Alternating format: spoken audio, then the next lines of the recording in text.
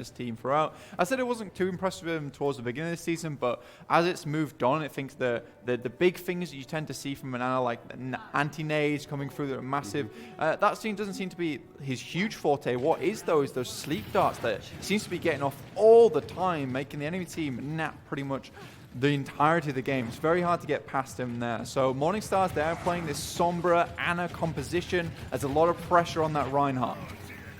Reinhardt's going to be pressing forward, playing around the passive cover. You can already see Mr. Dredra up in the sky, trying to get a reposition as they're pivoting around the point, trying to catch someone in the rotation. Just straight away, too far away from the shield, and expose themselves to the back line. Tech's off somewhere, getting ult charge, ready to go, but we're looking at Henningsen on life support, and the Padwick has shut down the healing, but he got through that dangerous window, just needs to get back on. And the capture point, looking to go over to Morningstars, not contested, nice boost back, will secure it for them. They might be enough more than they can chew. Asking getting a bubble, but he has got 100 energy to keep himself up. Tech getting close to that EMP, but he's very low right now, so he has to play further back for the time being, build up towards it and shut down the fight. He's at 90%, we're looking for him to grab that one. As long as members stay alive, he's got in position for it. Nice EMP on cooldown straight away. 2 key members being EMP there, but Henningsen going down. This HSL Esports flipping it back. They pop the rally as well. The Nano Boost going into Kagasi, and Nano Brig absolutely terrifying in this fight. But that's already a lot of ultimates used. You've got the EMP and the Nano immediately afterwards. HSL Esports are going to drop in the grab here. And the rally's there, the amplified healing as well. Slur not going to be catching the back end of the support. It's in fact, it's going to be that all the ults being committed into this fight. Ding is hacked up, but he's already got the Transcendence out, so it doesn't really matter. He's not going to be doing much. Asking, low on charge whatsoever, potentially going down, but he's got the shield to recover. I mean, the cliff note of this right now, Blank, is HSL Esports have swung it back in their favor, just shy of 50%. Yeah, Morningstars did have control of that, so I could kind of sympathize with the massive usage of ultimates there, Tridd. However, now they're left with not really that much, and HSL Esports, they're sitting on a nice bank of ultimates to start propelling this percentage into later in the round, like 70, 80%. Now they just need to hang on, keep conservative here. Yeah, HSL Esports going to definitely be looking to win this next fight out just by pure economy. You've got Chubbs going in with the big boy Shatter. Tech 36, maybe looking for a hack to open that up for him. He actually gets it on Henningsen, exposes that straight up to Chubbs. There's nothing they can do. Counter Shatter comes in on the backside of Morningstars. Nice delay there, keeps him out of the fight. HSL Esports are going to recover from this one, Blank, quite handedly. That was actually very smart from Henningsen in that situation. That's something that we do see from a lot of times, is just the intelligent plays. Sure, he gets hacked up there, can't quite get the 90-degree flick round. However, in that instance, he knows that he can get a fire strike, cancel that with the hammer swing, and immediately do 175 damage to Kagasi and take him down. He knows he can't do anything for the members in the back line, so he takes advantage of what he can do in the front line. All set up by the fact that he immediately dove for cover the second his EMP was down. He's like, I'm getting out of the way of this Reinhardt, I'm not dealing with it. He's now going to come back in. It's Zapre with that Graviton Surge ready to go. But Tech 36 going to have that EMP as well. Going to block out. Not going to get it just in time. HSL Esports going to shut this down. Tech 36 did commit the EMP, but the ults were already out for HSL Esports. So they're pushing this into final fight territory. Did Chow just cancel Tech 36's EMP with a Diva Bomb? That is an insane play coming out from HSL Esports. Now they're going to hold on to the Transcendence here. They don't have to use it to hold on to the point after the EMP, and they can use it solely to defend against Asking's next grab. The nano on Chubbs has to be huge, and I think the big play here is that Earth Shadow when he gets it. But there's the immediate grab off the point, going to pull him there. No one might be in position to touch. They've got one lingering around the backside. Graviton's going to expire. They now use it on Henny, so he goes down before the Transcendence gets and keeps him alive.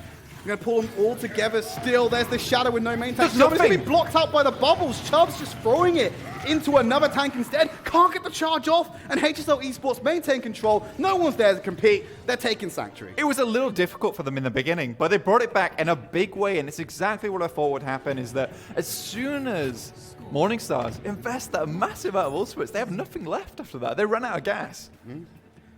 Ate too many peanuts, now they're too full for the main course. Exactly. You just don't do it, do you? You don't block yourself up early on that bread. Most classic of blunders. Moving on to Mecha Base. Might see something different here. That's what I was looking for. A lot of our flex tanks have been moving over to the Ashe, able to play that, keep the team at arm's length. And when you're dealing with Chow, who's a very proficient Mei, seems to be a good answer.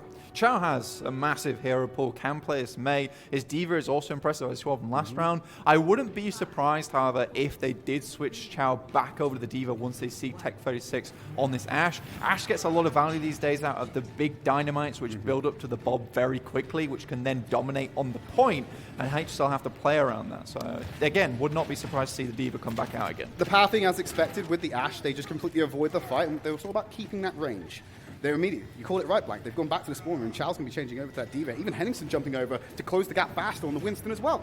Yeah, this is actually a very good pick here. It means you get onto the back line, and the only really defensive stun you have is Kagasi with the Brigitte Bash. He split from the team, so they're not looking for this to come in. He's going to come in from another way. Kagasi already been displaced off the high ground, so he's not going to protect any further dive, but it comes in. Chow's already found Slur. He's able to jump into that back line. Kagasi's not there to protect his team, and they're all going to go down here, and this should be the rest of Morningstars being crumbled off of this one just because of the aggression coming out of HSL. The flank from Ding as well on the back line, it was just all set up from Henningsen and Chow's dive there. Henningsen to disrupt, pull him off the high ground, Chow to capitalize, and then Ding just placed it in from the back line. You saw how much damage just went down to Chubbs in those final moments. And I think that's something I have to talk about, is that when we saw in last round Henningsen went down, you still have Zapray, which is your main damage dealer on the Zarya, right? But with Ding on the team, he produces a huge amount of damage as well and can clean up fights very quickly, even if they do lose their main tank. Morningstar's now coming back in, but they're lacking on ultimates. They're going to be chasing for a while. The shield was good to block out the right clicks from Zapray. Could have potentially taken out the back line there. They're not out of the waters yet as Henningsen's popped that Primal Rage and he's slamming him against the wall. D-Mech coming in, finds up the Micro D.Va kill as well. They're not letting him get into the spawn room. He wants to keep him out on the playing field a little bit longer, but the healing is there to sustain through that cleave damage from Winston. And they can just completely juice them for as much as they want there. Ashcroft already at 67% towards his next soundbar in the situation, and there comes the grab. Just on the door frame, it's going to keep him there, forcing out ultimates early, but Slur was actually on the wrong side of the door. He couldn't get the healing out to the rest of the team. The healing was cut off by the side of HSL Esports. And so Morningstars, even committing that ultimate, will not heal through it. And you want to use that Transcendence to restabilize and potentially win the fight afterwards, but there's just good splitting off there. Potentially even the Winston Bolt from Henningsen split off some of the damage by LOSing it. Some of the healing, sorry. Now HSL Esports are in a great spot. Another Primal Rage coming online and a small room to use it in. Henningsen stunned up. He's 99%. He won't get that Primal Rage off. It could have kept him alive in this fight. HSL Esports do have the luxury of time. They will answer back onto Dreedro, so it shuts them down. He's going down with the sound barrier. There's that self-destruct from Chows. He gets the remap, but Chubbs doesn't have a shield anymore. They're going to go and commit the Graviton Surge. The Transcendence, as expected, is Chubbs will still find Fisher with that burst damage from the charge. He's going to keep himself on the point as the sound barrier also being dropped here, because this will be the final fight if HSL winning out, and they're taking the lead in the fight. This is such a great fight. Ding there splits himself on the other side of the team, knowing that the rest of HSL Esports can capitalize, and Chubbs just does not know which direction to look at. Ding slamming him from the back, Zapray from the front. Where do you go? Well, I think that Chubbs knows exactly where to look, and it's going to be to map number 2, because right now, there's no future luck on map 1. HSL Esports taking away Busan.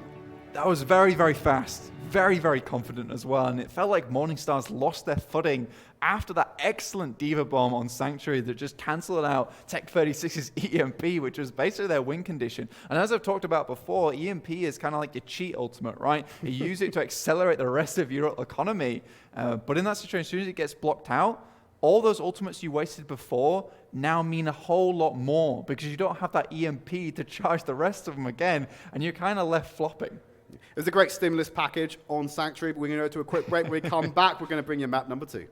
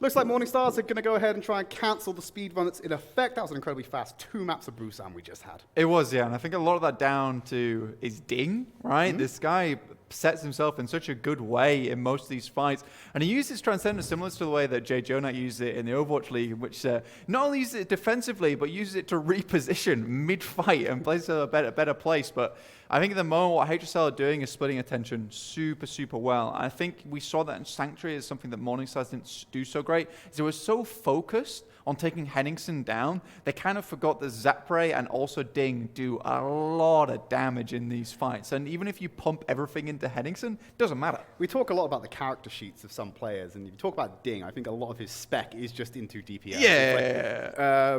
Do I need to, did you spec into defense at all? Do I need to worry about ultimate usage that much? No, just do damage. Yeah. I don't need to ult if they're dead. Like, that's basically some of the attributes sometimes we see towards Ding. But that's not to take away from the other elements of his Zen play. It's just that we know he's a very proficient fragger. Yeah, I think the way that comes into it, I think I've mentioned it just there as well, is that really everyone in this 3-3 matchup has their own individual role, right? And I think that Zenyatta brings a lot to the table in the Transcendence and the Discord Orb, but it's like you lose your Zarya, you lose your main damage source, right? But with HSL Esports, they have a very good net to fall back on to us. Even if Zapray dies or Henningsen dies, you still have Ding.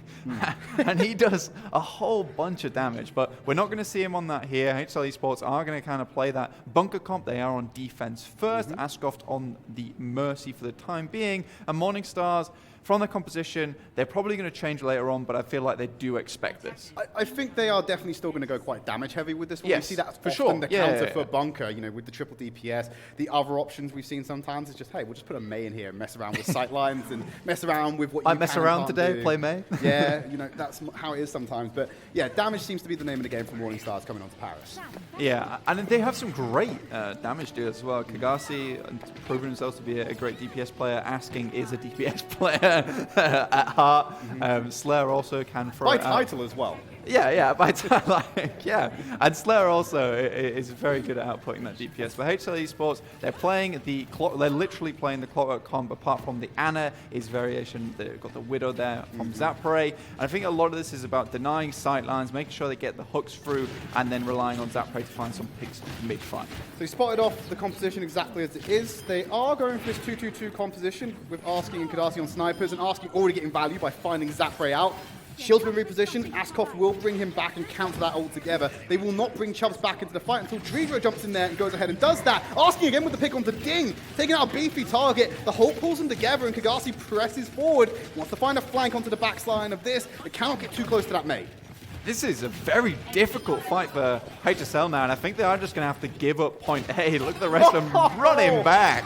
Point blank range, and again, Kagasi giving us that highlight reel on the first point of Paris, as he finds Fisher on the back end of that one, leaving only the scraps of Chow for Asking to find. I think what we've seen from Clockwork as well, when they play this comp, they don't really have Engineer as much in anymore. They tend to have that Widow and the Hanzo. Having those crossfire is really important at the moment, because although Kagasi didn't get any of the opening picks, he did create enough pressure that Asking could just pop off on the Widow, as we know he can do. So Morningstar's already setting a great time here on Paris.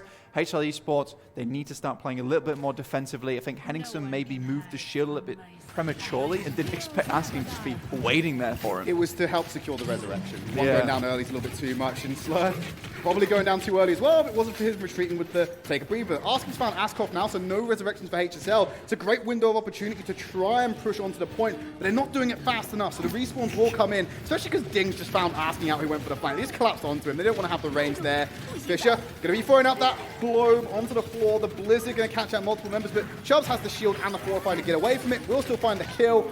Ding now looking to finish off that last member of Morningstars and guarantee they have a solid defense. I think that's a really smart way to finish that fight off as well from HSL. They want to make sure that Morningstars can't accrue much more ultimate charge, and what better way to do that for them fully stun an entire team. But it also provides enough time for HSL just to quickly clean them up and place themselves in a better place when it comes to ult economy. Asking once again finding Zapray, and I think at this point you just don't challenge the guy and just allow Ding to basically punish those flanks. Expecting more of a duel between these two, but Asking's just slapping Zapray around at this point.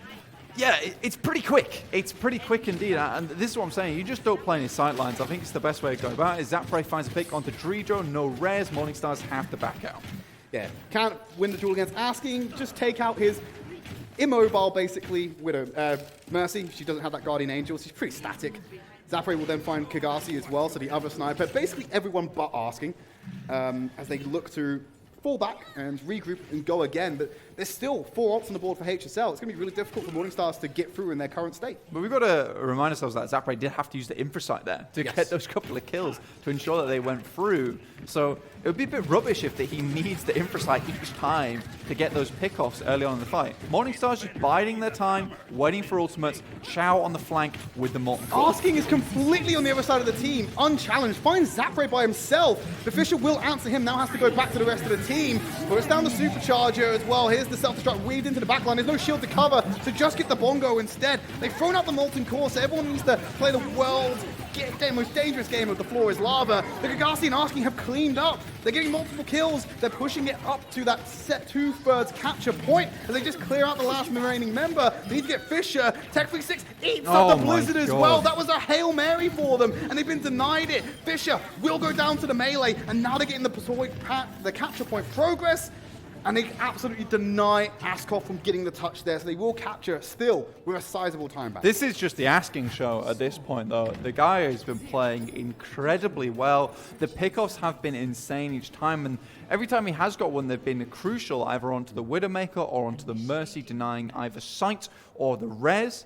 And I think HSL Esports there, they were relying on that Blizzard to basically secure the point for a little bit longer for everyone to come out. And one thing you've got to be impressed with is Tech36 was on the backline. He'd just been frozen up and then zooms in with the boosters and the Matrix like, not today. I'm still here. I'm still the #1 consumption diva in EU. So I won't be having any of that today. Yeah, Mech versus Food continues to be the main show that Tech36 is headlining. He's not failed a challenge as of yet. Not yet. Hopefully, he won't retire early and get back in shape. I like the way he is. Big, plump, ready to go and eat those ultimates. But I love the confidence that came in from Asking there. He's playing on a 5-1 split by himself. He knows at that point he can win the duel against Zapray. So Zapray challenges him, bang, he's dead. Yes, you do have Fisher chase him down afterwards, but he's drawn over a man. So you've got a 6v4 on the point. Yeah, and I think that when we're looking at Asking so far, it's just these big pickoffs which are opening up the fight. HSL Esports, it's something that I said they had to do earlier, which is just not playing his sightlines. And if that means you have to take long flanks to get away from him, that's fine. But then we saw Asking predict what they did later on, which is he just went on a long flank of his own. Yeah, how do you escape the sightlines of someone who plays so brazenly, though? Yeah. That's the problem that HSL Esports are now having to go up against, because they've given time for Asking to set up on the defense now. So he has the best possible position he could hope to get on point A because he has the time to set up. He does have the time to set up.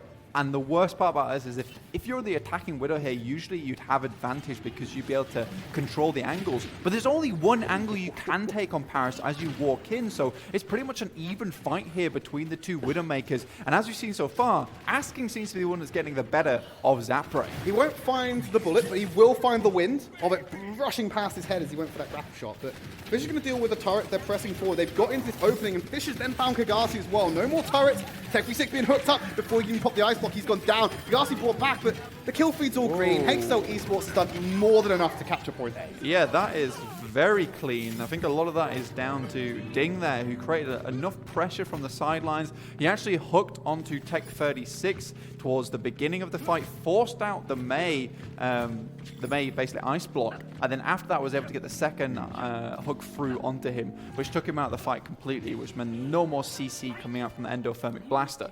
Similar time banks, so HSL Esports doing point A a little bit faster than Morningstars, but only about 20-second difference so far. You're still looking at the 6 minutes 30 plus.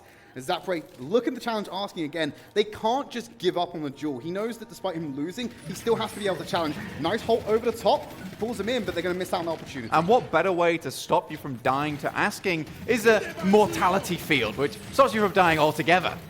He pops the Amp Matrix, and they're just going to give up all the space. They even send the Dragons through there to push them further away from the point. That's like buying time. For HSL Esports, like you say, get a free tick. There's no hook, and Tech36 needs to get behind that shield. Chow will follow him and go and get the D-Mech as Ding finds asking. Gossi pays for that, avenges his comrade, but now he's exposed himself to Fisher. He won't dodge the third arrow and go down for the damage. There's the hook, brings him back in.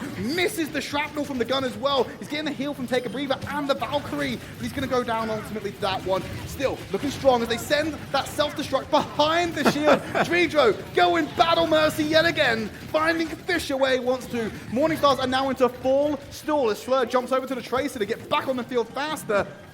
The big headline of that one, though, Blank, is Morningstars have stabilized. Stabilized with 2 ticks on the board, so if something like that happens again, where they just give them the free space and they take another tick, then it's over. And this means that Morningstars are forced onto the point there. I did like what I see from Dredro, though. Everyone knows why this guy is so good on the Mercy, why you see him so many times in rank, because he plays it so damn well. He comes out with the Battle Blaster, right? He knows the right time to pull it out. That's the key thing in that situation. But Fisher tried to go for the 5K, only got the 3, didn't quite clean it up. Asking again, Zapre's head clean off, unable to get into the fight. And now they have to just stall. They're caught in stasis right now. They can't press forward, knowing they have a numbers disadvantage. Ding finds the first pick onto Chubbs. Committing the whole hog, surprisingly enough, as well. But they're all going down low. That Immortality field, amazing value from Askoff, keeping them all up in that engagement. Completely cancelling out that ultimate, and they basically have a free pick here. And the biggest thing that's difficult for Orisa to do is to set up. She has to come back from spawn to do this. And Matrix to try and get that shield break pressure. You just can't stand there if you're an Orisa. The hook now comes through. Easy pick up for Slur to be removed from the map. Gossi has dealt with the Immortality field, but it's Morningstars that are looking pretty mortal right now as they're just being shredded by HSL Esports. They're playing so close to the statue to get the added bonus of the passive cover, but it's just from the side. Zappa even using the SMG. Can't get the denial of the res. Fisher has to come in close range. HSL Esports, very conclusive fight there in their favor. Even catching Slow on the back end will send us to another attempt to Paris. Similar time banks. HSL Esports just have a little bit more, but we've got to talk about Askoff. This guy got massive value out with the Immortality field the entire time. It's like, well, we keep dying. How can we stop that? Well, let's just not die. So the Immortality field, really good job. Askoff showing exactly how good Batiste is as this new hero, and players like Rascal who can find the most amount of value out of him. We're seeing our very own type of Rascal in EU Contenders here on Askoff. Flipping it back over again, Morningstars now going on to the offense. HSL Esports outcapping them with the young 11-second difference. It's a big difference, though. It could matter. It could matter. Well, especially when like the 1 minute and the interaction between overtime as well. Yeah. It could make the difference, but we'll have to wait for them to even get to point B before that happens. But based off of the performance from last round, I can't imagine it's going to be too much of an ask because they both captured point A so fast. And even more so now, we could see one of the teams here take the first point and second point very quickly. Now they know the strategy you want to go for. So now you're basically asking the enemy team, do you have another strat in mind? Do you have something that you can try and counter us with now? HSL Esports, I think the main thing they have to worry about here, because they are playing the same composition, is being wary of that shield. Sure, you want to be able to support the Resurrect, but you're going to make sure that you're not pulling the shield away from your Widowmaker and opening up for asking to find that shot. A little bit of rain from Chow. He's firing those shots straight up to try and maybe bring it down. Heavy hail, some might call it, as it just comes down onto the tip of their head. Asking, going for an alternative angle, separating the 5-1 split for Morningstars. Looking for Zapre. As he goes up, dances over, connects with the shot. And it's Henningsen who takes the brunt of that force. Thankfully, he's got the HP pool to tank it. And what's really cool here is Kagasi is basically setting up Asking with the Sonic Arrow. There's the good hook there, but Asking picks up Chow in the meantime. So can they go for that rare? Slur gets pulled all the way back. The halt and then immediately into the hook. Asking didn't even get a chance to take the shot because he just flew straight out of the ice side. Zapre again, just being challenged all the time. Ding gonna take the long walk back to the point as well. So they're playing at such a numbers disadvantage. The Venom Mine over the top. Henningsen, that healing's not enough to keep you in the game. Nice wall, protects the hook, but Kagasi just goes straight over it and finds Fisher. I just think that if you're HSL Esports, you're much happier to play on point B because the sidelines are so open on point A. It's quite easy for Asking to find these shots, at least on point B. HSL Esports can start using some of these pillars, use the point itself to deny those sidelines and play out of the scarily accurate range of asking so far. There is now the Mercy Valkyrie for Morningstar, so they can try and force this fight and then displace with the Dragons. The worst possible ultimate to come in here for Zander, who has made the switch over to Sombra, immediately infosites for asking, so he's not going to be able to sneak anywhere. It basically shuts him down for the duration of the ultimate. Holt's going to be traded, Fisher found from the side. Easy pick off for asking as he moves around to the rest of the team. Can't deny the res, will pump some damage into Ding, who's hiding for dear life. It still finds him out, threads it while the shield is down from Henningsen, unable to protect his teammate. Holt into the shot from the side. Chow going to find out as we switch over to Slur, trying to break that shield and then break Henningsen as he forced him off the point. Morningstar's starting to accrue progress on this one. Fisher's going to win here. It's the Blizzard once again, does not come through. That's the cap going over. Morningstars, they knew exactly what kind of strategy HSL were going for. They didn't switch it up, and they were able to just push it on in. And again, it is asking, I know we keep banging on about this guy, but these flanks keep opening up. It is basically a lot of him right now. Yeah, dominating the kill feed, dominating the narrative. And he's even, like I said, it all comes down to his confidence to just split off from his team all the time. Morningstars now get the luxury of the defense as HSL Esports will go on the offense. And the speed coming out on that one, Blank, so much faster than the last attempt. And they've guaranteed themselves even further attempts at Paris, assuming that HSL Esports can even finish here because Morningstars took it to the next level on that offense. They really did. Like, incredibly fast. Asking, a lot of times they're finding those insane angles on the Widowmaker, opens it up, and it's especially the kind of picks onto, when you get a pick onto Chow there, who is on the Mei, right? If you find a pick there, there's no ice block, there's no ice wall, you can't deny sidelines with the ice wall whilst the shield is down, you can't delay on the point with the ice block anymore. It may only be one pick, but it's a massive facet of that composition which is just now gone. HSL Esports, they're on the attack now, but it's Morningstars right now who have the advantage, really. Asking so far up, and no Batiste. Just going to go for that headshot right away. Does get the ding. Henningsen on life support already, and a nice bit of ult charge going over to give him the infosites. I mean, if HSL Esports were running the Sombra, that was massively bad news for them. Yeah. Thing is, though, is that every time Asking goes up into the air, I'm so confident that he's going to find a pick. I am so ready to call it each time. HSL Esports, they're moving in. Askoff once again on the Batiste, knowing that that immortality field was really valuable for them last time. That wall doesn't seal off the protective barrier from Chubb, so it's still taking a lot of damage. Won't go down just yet. Kagasi finding Zander slow again onto Henningsen. The offense from HSL Esports just being shut down here. It's going really well for Morningstar so far. Now Ding's going to challenge Kagasi. Predicted the retreat into the room with the hook, but he's exposing his backline. He's not contesting the rest of Morningstar. They're denying the res. Finds Askoff, and yes, he has to guard the corpse, but they're losing bodies on their own. They are losing the bodies, but it's a much longer walk back for Kagasi here, especially on the Torbjorn. He's quite a slow hero in of itself. So now they can break the shield without worrying about those molten pellets coming down on them, which means that here, Henningsen's shield's not going to break as quickly either, and Morningstars, they have to back it up to the point. And the closer they can get into the range of Asking, the less effective he becomes. Askoff's about to have that amp matrix. He's going to plant it straight into the walls. That's going to be shredded down, basically removed. But it's the immortality field to stop the damage coming from the flank. They've walked onto the point, they've taken control. It's on Morningstar to come back into this one. They've lost Slur to begin with. They're going to pump more damage into that corridor, but the wall comes up to try and stop it. Slur's brought back in because they're just too busy fighting on the point right now. The contestation still keeps in. Nice hook from Slur to bring Fisher in. He's taken down before he can get back in. Morningstars, they've done enough to restabilize. I mean, what I said about closing the distance there was all good and well whilst Asking was still in the back, but makes a smart move, basically goes all the way to HSL Esports spawn and sets himself up there. He's like, well, I'm just going to flip the tables here. I'm completely fine with that. Oh, finally, Zander gets the better of Asking. I'm surprised Ding hasn't swapped yet, because he did use that whole hog quite wastefully, if we're honest with you. So I expected him to throw it and then change, but he's still sticking on the Roadhog here. May have been a bit of a mistake from HSL. Whole hog is such a hard ability to use all in all. It's very good for denying space. It's great for getting a quick pick in here and there, but it's not the greatest of ultimates. I think the rest of his kit is very, very good in what basically Roadhogs are renowned for at the moment. Here comes the Dragons in a small enclosed space. Wall can't block that. The wall cannot block that, and that's going to be 2 kills coming in for HSL Esports, but they're completely taking care of the point. With a lesser time bank than Morningstar's after capping point B as well, so they do need to hurry it up a little bit and get the momentum going, because if they finish in overtime, well, that's unfortunate for them because they will not get another attempt. Ice Fire from Morningstars coming through here. The Blizzard and the Molten Core, they can deny so much space here. A lot of this is down to Chow.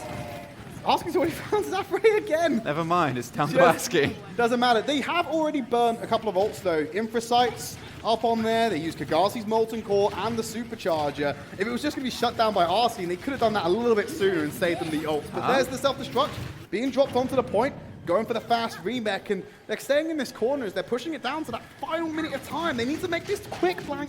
I think they understand that the fight is going to be quite long on the point, but Chow losing his mech there means there's no denial for that Blizzard, so they may as well just back it on out. Chow knows that too.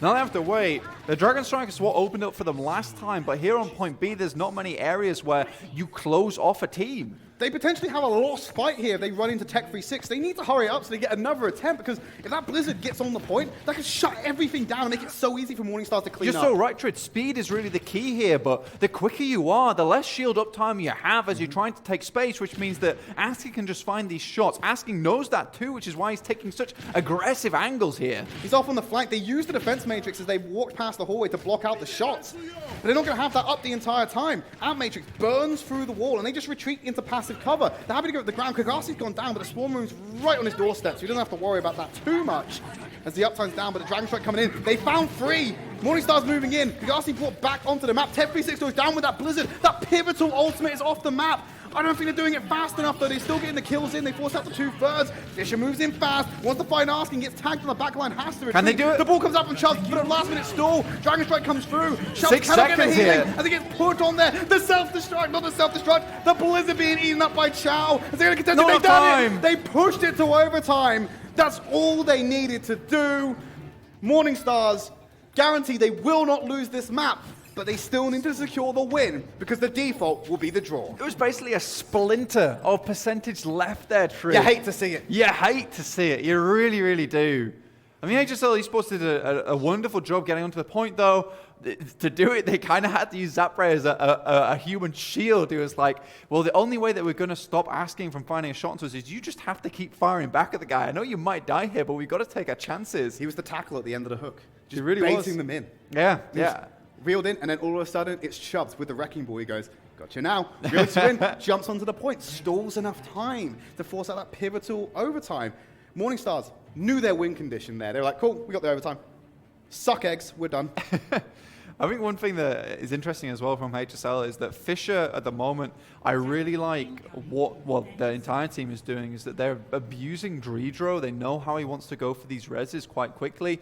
And when they do that, they tend to allow Dredro to go for the res. And then whilst they don't have heals, they push in, they try and brute force it. And that's exactly what they did on the first point. Instead, they denied the res. On the second point, they allowed the res through. So both times they're capitalizing on those moments where Dredro's making the decision, well, do I go for the res or do I not? Especially when he's the only healer in the team as well. Just completely shuts down. You can abuse his time, basically. Yeah, you have to abuse the mechanics of the composition. Morningstars, now going on the offense, they're still sticking with this. I'm loving what I'm seeing with Dredro when he's moving over, potentially to the Baptiste, but he's going to stay on the Mercy instead. What's Chow doing? He's just sitting on top of that pack, nice and close. This is not a 2 minute on the clock play. This is a... Okay, we're going to move this down. Oh, no. Going. He pops the overload. Oh, they're trapped in. He might get him. The wall's trapped in. They're not trapped in there with them. You're trapped in there with Chow. Won't find the kill. Good response from both teams to come in support. If HSL moved in a little bit faster, they could have shut down that first push. But instead, they lost Henningsen. And Ascos Reds come in nice and early. Chow finally gets the Chubbs he was looking for. But Morningstars have taken a massive chunk out of HSL. They may still be able to do this here, though. They have the time. 3 seconds on the hook, but Henningsen's going to get taken down. Zander had to find that pick there, Tridd.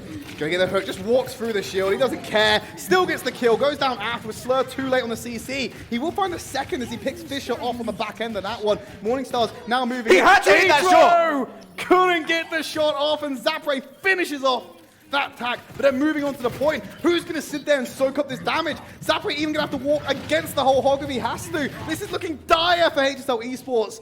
You may have noticed that he wasn't really moving in there, but as I mentioned, he had no choice. He was walking into the whole hog. He couldn't just stand there. A lot of that is very unfortunate.